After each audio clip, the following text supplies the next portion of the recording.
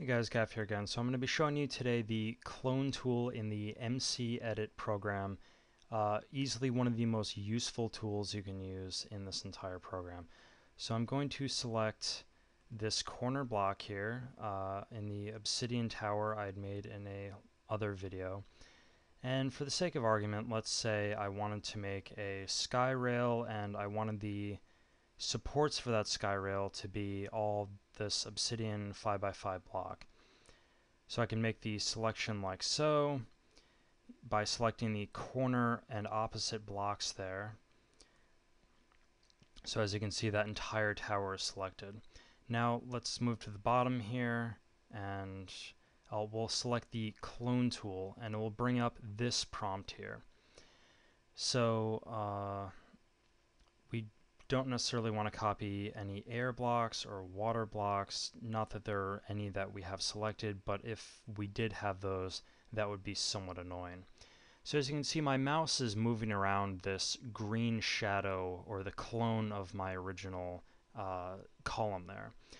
It's difficult to place if you're not using these keys right here, so the best thing to do is actually to use the nudge button.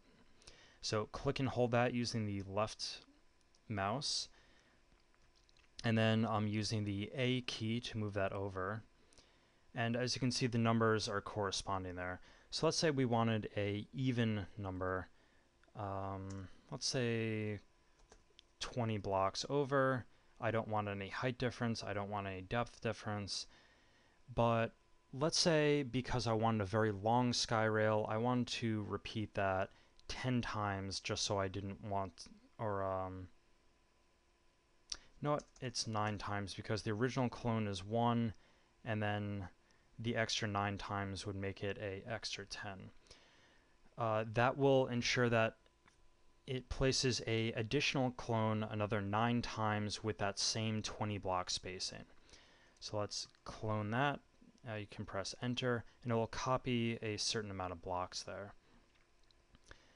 The only difficult part is when you're building something that's very long.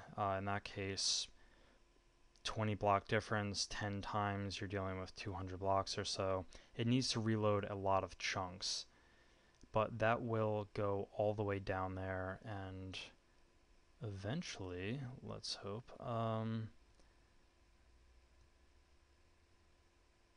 those chunks will reload and we'll be able to see the fruits of that rather easy labor. But it's going to need to reload these chunks since it messed around with them, so to speak. And I hope this is going to load easily. Alright, well there's another one.